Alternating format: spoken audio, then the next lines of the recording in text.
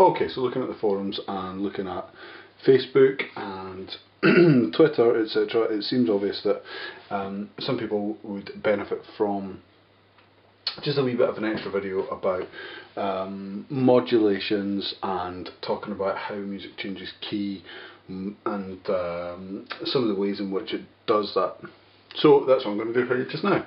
What I want to say very, very, very clearly is a little disclaimer, and that is that what I'm going to do for you just now is in no way an in-depth or a thorough explanation of modulations, neither is it a kind of perfect guide to how music should modulate. What I'm going to do in this little section is I'm just going to show you some chords on the piano, and I'm going to show you some common ways that music will start to change key. What we'll try and do is provide some extra resources for people who want to go into this more in depth, but really this is just a quick way for me to go through it and talk to you about it and highlight some interesting things that crop up that you'll hopefully be able to apply to your final assessment. So what I want to do first of all, I should also say that I'm by no means a piano player. I'm a saxophone player that kind of knows what the buttons are called. It's about as far as I can go with my piano playing. But what I'm going to do is I'm going to play chords, and generally speaking I'm going to play them in root position and hopefully be able to see roughly what it is that I'm doing. But what I'm going to say first of all is that I'm going to just play some chords in the key of C without changing key, and I'll talk through what I'm doing while I'm doing it. So I'm playing chord 1 in the key of C, so C major, 4, which is chord F, chord 3, E minor, then chord 2, which is D minor, then chord 5, which is G, turning that to G7, which is chord 5, 7, and you can feel the pull that wants to bring us back to our 1 chord, back to our C chord. Hopefully you heard that, and hopefully you got a rough idea of what I was doing there as I was going through it. Now, you felt the pull strengthen when we played the G7 chord to take us back to the C major chord. Now, because of that pull, and because of the fact that that dominant to tonic pull is so strong, we can kind of be a little bit cheeky, and we can use that to exploit people into hearing that the music wants to move in different directions. So I played chord 5, then chord 5, and then chord 5, 7 to take us back to the key of C, chord of C. Okay, so what I did was I played chord 5, then chord 5, 7, and then heard that wanted to pull us back to the key of C. But because chord 5 is the dominant chord, it wants to pull us back to the tonic. Now what happens if we build a dominant chord on a different degree of the scale? Well, the feel of the dominant chord and the sound of the dominant chord wants to bring us back to a tonic. But if we build it on a different degree of the scale, it doesn't want to bring us back to 1. Or not the 1 in the key that we're already thinking about. So let's have a little look at this one.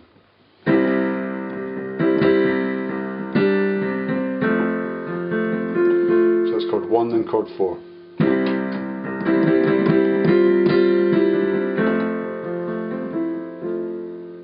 C, F, C,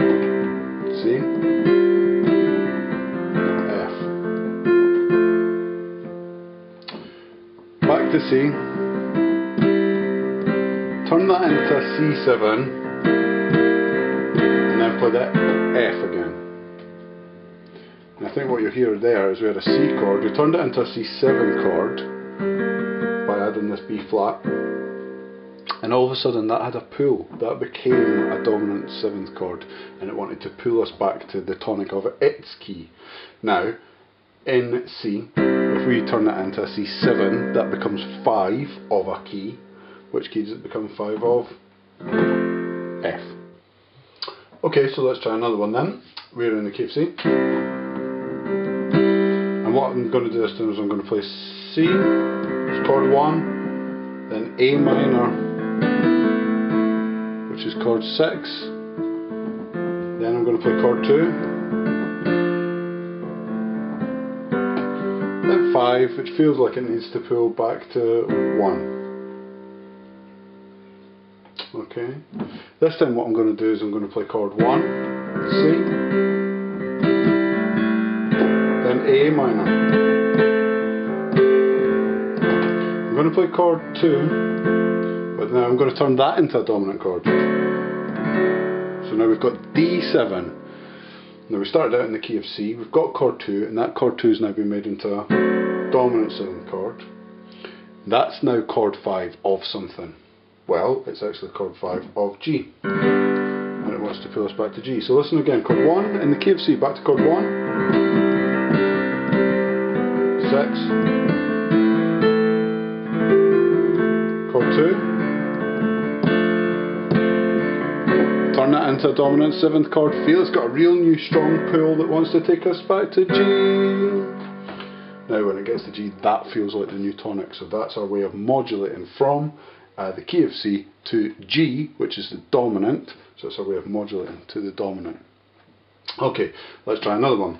We're in the key of C, and we are going to this time go C, A minor, C, A minor. So that's chord 1, chord 6, chord 1, chord 6, and you've probably heard it in a million pop and rock ballad type tracks. So we've got chord 1,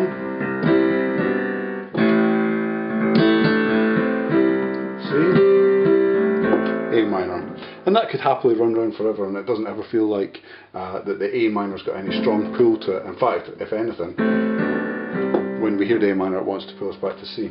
Okay, so let's work kind of the other way around here. Let's say we want to make A minor our new tonic. A minor is the relative minor of C, so this would be us trying to modulate to the relative minor.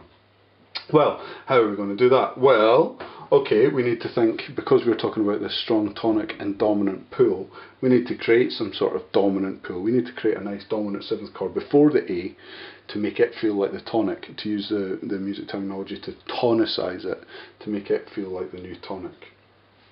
So we need to work out what is the 5th degree of A, so we can have a nice 5-1 cadence back down to it. Well, A, B, C, D, E. So E. Now in the key of C, our original key, E would be a minor chord, or a minor 7th chord. If we make that into a dominant 7th chord by changing the G to a G sharp, that then has a nice pull to the A minor. So listen, we've got 1, which is C to A minor. Doesn't feel like there's any strong pull to the A minor, necessarily. This time let's do chord 1, which is C. Chord 2, which is D minor. Chord 3. Turn that into a dominant chord. And we hear our strong pull back to A minor as our new tonic, and that's the way we'd modulate to our relative minor. So we'd have C, chord 1. If we turn that into a dominant chord, it wants to take us to the subdominant. If we've got, in the key of C, if we've got chord 2 becoming a dominant 7th chord, it wants to take us to our dominant. In C, if we've got chord 3 becoming a dominant chord, it wants to take us to a relative minor. Now, as I say, this is by no means an exhaustive or thorough definition and kind of demonstration of modulation, but hopefully it's a nice wee way to set up what I'm going to talk to you about next in the video, and hopefully it'll be a good way for you to start spotting these things when you're looking at your own written music. Some people at this point might already have grasped what we're trying to talk about, whereby we've got some chords that don't belong to a key that we're in, that draw our ears into a different part of the scale, they draw our ears to a different part of the key, or indeed they draw our ears to a different key or scale altogether. I just showed you some common ways that music can modulate to different related areas, or different or areas that are commonly moved towards, such as the subdominant, the dominant, or the relative minor. But what I want to say is that this is in no way an exhaustive or thorough description or demonstration of modulation. It's just a way for me to highlight a few things that I think are important based on the information that we've learnt on the course so far, but also based on some of the things that you might need to look out for when you're looking at printed music and you're analysing it, such as in your final exam, or indeed in your own practice or your own kind of musical lives. So I just really want to make that point that this isn't thorough, this isn't exhaustive, it is just an introduction and hopefully just a way to start pointing in the direction of some things that will be useful to you as you go through the rest of this course and beyond. So I want to just spend a wee bit of time really pointing this out, really looking at it on a stave, really showing what's happening, what notes are being changed, how are these notes being changed, and why are they having the effect on our ears that they seem to. And before I do that, what I want to do is just really quickly go back and look at it in the key of C, because really what we're starting to see here is that this dominant, this 5-7 chord in the middle, is quite important because it does have a strong pull on our ears. It does have a kind of psychological, psychoacoustic, but also kind of cultural impact on us. It really makes us want to hear a particular chord afterwards. So when we're in the key of C, as I started with in the video, we've got a C major chord here as our chord 1 in the key of C. Then we've got our 5-7 chord here, and then we're returning to our C major chord here. So what I've done here is I've just built up a progression 1, 5-7, 1. And when I played that to you, you really heard that there was a strong pull from the 5 to the 1. And it's actually when we're thinking about modulating, this is one of the kind of important things that we draw on. We draw on the fact that that 5-7 chord has such a strong pull to a specific chord or to a specific pitch for our ears, that it's a really good way to make your ears go in a different direction. And you'll see what I mean here. When we're in the key of C, we've got our C, E, G, then we've got our G, B, D, F, and then back to C, E, G, and that's 1, 5, 1. And this chord, this 5 chord, really wants to pull to its 1 chord. And when I say its 1 chord, what I mean by that is dominant chords are always chord 5, and it's wanting to pull us back to chord 1 in that same key. Now, let's look at that next example, because what I said to you is dominant chords are always chord 5, and that's important because it is that dominant to tonic pull that we're playing on here when we're making these modulations, but how you describe it is a different matter. So let's look at this example. We've got the key signature for C major, and we've got the chord C major here. So what I'm going to say is that that is chord 1 in C.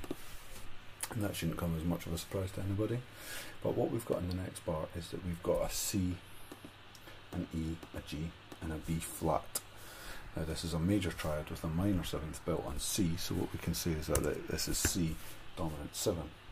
Now clearly C7, C dominant 7, is not the dominant of the key in the key of C. G7 would be. Now in this case we've got a C7, so what we've done is we've brought in an accidental here, a B flat, to change our 1 chord into a dominant chord. And what we can say is because that C7 is there, that we can think of that as being the 5th chord of something else, because dominant chords are always built on the 5, in the 5th degree. So because of that, this C7 wants to pull to its 1 chord. Well, if C7 is 5, what is 1? Work backwards, C, B flat, A, G, F.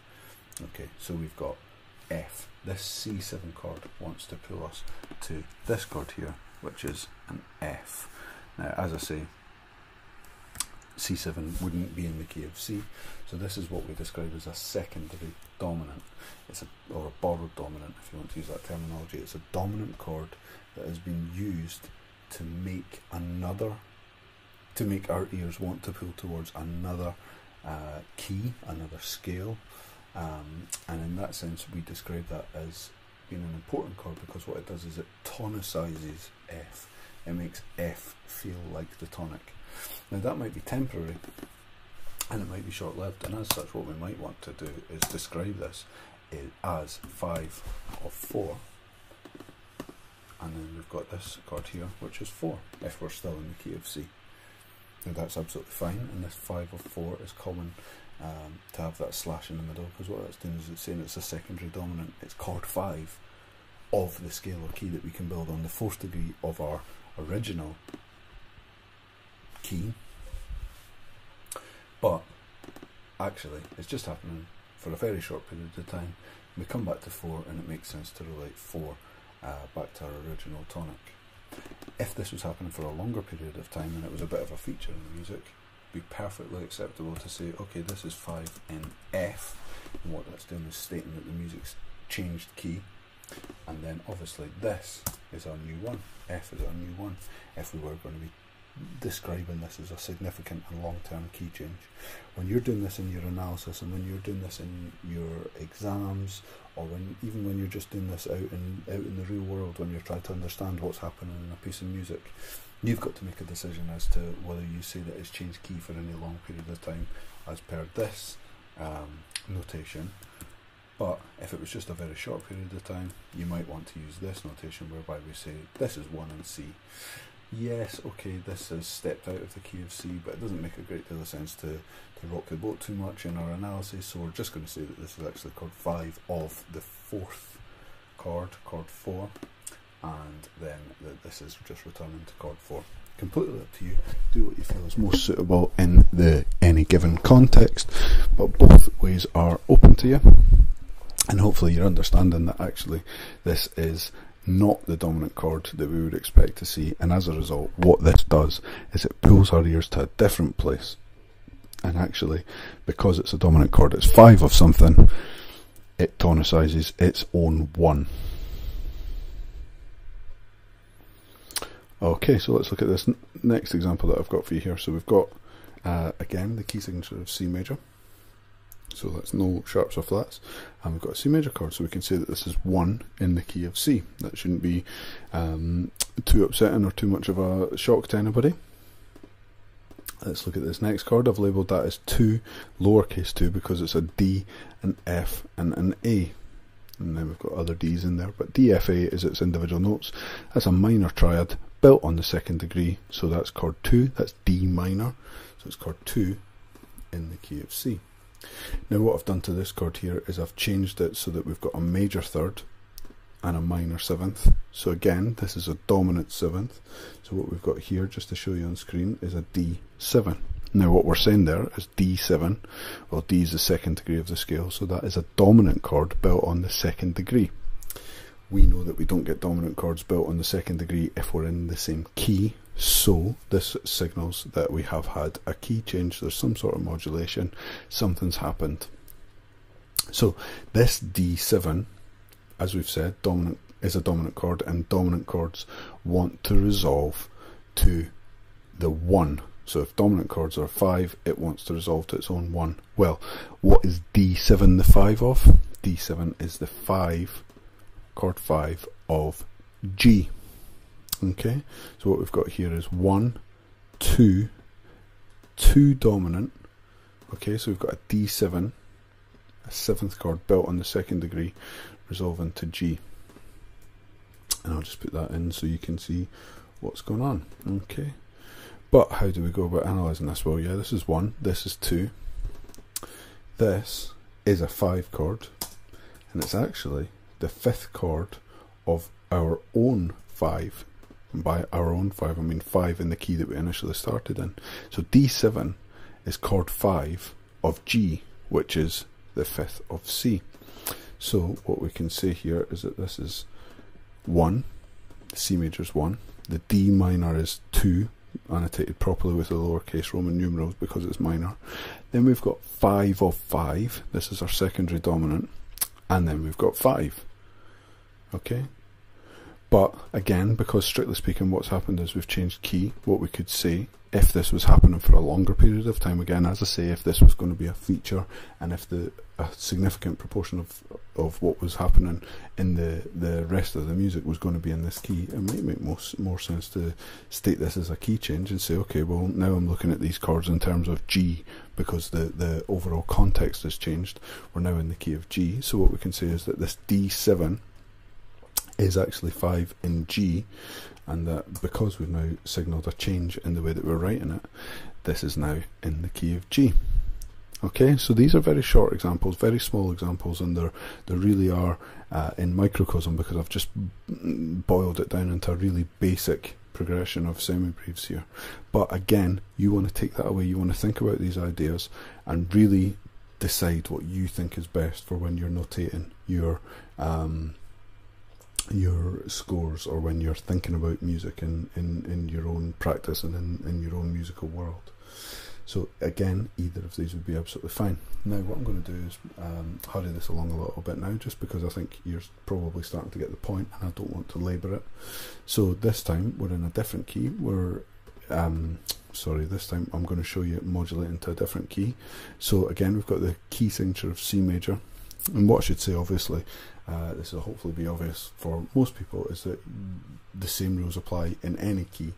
I'm just showing you in C major here because we don't have other accidentals to worry about. We don't have key signatures, sharps and flats in the key signature to worry about. We just have to think about other sharps and flats that are creeping in and signaling key changes and modulations. So we're thinking that we're in the key of C major, and we've got a C chord to start with here. So I'm going to say again that this is 1 in C, and this chord really in every case is just here for context. Of course you don't need to start with that chord, it's just to show you the context. Then what we've got here is an E, G, B with a couple of E's on the bottom here as well. So we can say that this is chord 3, and again I'm using lowercase Roman numerals because we've got a minor triad here. It's a minor chord, and chord 3 we would expect to be minor in a major key. Now look what happens. Again, still built on E, but this time what we've got is we've got E, G sharp, B and D. E, G sharp, B and D is a major triad built on E with a minor 7th, and what that is the chord of E7, which is our dominant 7th chord. Again, just flying through this quickly, we don't expect E7 to be the dominant of C. G7 is the dominant of C. So this E7 is important because it's a secondary dominant. It's a dominant chord built on the 3rd degree of the key that we believe ourselves to be in. So obviously something's happening. There's a modulation, there's a change. Now what is E7 the 5th of? Because we know it's a dominant, we know it's built on the 5th of whatever key it's actually signifying. Well, it's the 5th of A. But in this case, when we're in the key of C and we see our E7, the dominant built on the 3rd degree, what's happening is that's 9 times out of 10, 9.5 times out of 10, signaling the fact that actually we're moving to an A minor chord after that. The reason being that what this is doing is it's trying to take us away from this original tonic of C to making us hear chord 6 as the tonic. So what we're getting here is our A minor. Now that's important because A minor is the relative minor of C major, and this is what we would describe as our modulation to the relative minor. And this is a really common, really standard way to modulate to the relative minor. We make chord 3 our dominant 7th chord, and that obviously then tonicizes, makes A minor feel like the tonic. And that's the way that we modulate our relative minor. So how would we describe that? Well, we could say that this is 5 of 6, and then that this is chord 6. Absolutely fine. And if it's just a little short step out of the key to signify and to suggest to our ears that we're moving towards A minor, then this is absolutely fine to use this type of annotation. If, as I say, that we are finding that this is again a more significant long-term shift, we might want to say that this is a 5 in A minor, and then as such this is 1 in the new key of A minor. And again, I reiterate, just for the sake of being thorough, you decide when you're looking at this. Obviously this is just a little example on a page. You decide what makes most sense, and you go with that based on what the context is telling you and what your common sense musical knowledge is telling you. Okay, so that's looking at it in terms of the chords, and that's fine, but some people might still be thinking, okay, I understand that, that's fine, I can see that there's other chords in there that I'm not expecting to see. These chords are there to draw my attention away and to draw my ear towards a different chords towards a different centre, a different tonic. But when I'm looking at music, what am I looking out for? Well, in the example that I gave you where we were modulating to the subdominant, we were going from the chord of C to the chord of F, eventually to the chord of F. And what we could say actually more than that is that we're going from the key of C and pulling towards the key of F via our secondary dominant built on the tonic. Now, in order to build a secondary dominant on the tonic, we needed to have a B flat. So that's in the key of C. What we can do is say, okay, well, what is B flat in relation to C? Well, it's the flat seventh, minor seventh of that key. So if we're starting to see the seventh degree of our key, whichever key that is, being lowered, then we can say that there's a very, very good chance that we are moving towards our subdominant. So if you've got a piece of music and you think you're in the key of G, and then you're starting to see lots of Fs being lowered, there's a good chance we're moving to our subdominant in this case, which would be C. But in the example that I've given you, C to C7, we need to bring in a B flat, which is means it's the seventh degree of the key being lowered, and that pulls us towards F, which is our subdominant. So if you are looking at a piece of music and you see lots of seventh degrees being lowered, if you see lots of naturals if you see lots of accidentals lowering the seventh degree of the key that you believe yourself to be in, then you have a very good bet that you are going towards your subdominant. If you're in a key, and what I was saying is that we're moving to the dominant, in order for that to happen, we needed our the secondary dominant to be built on the second degree of the scale. Now, when we were in the key of C, in order to build a secondary dominant on the second degree of the scale, we needed to have an F sharp. Now, what is F sharp in relation to the key of C? Well, it's the fourth. So again, I can say if you're saying that you've got the fourth degree of whatever key you're in being raised, there's a good chance that you are moving towards the dominant. And just to tie up with the examples that I've given you, if you're in the key of C and you're wanting to modulate to your relative minor, to the A minor, to the sixth, we had to build our secondary dominant on the third degree. Now, in order to turn the chord built on the third degree into a secondary dominant, we needed to have a G sharp when we were in the key of C.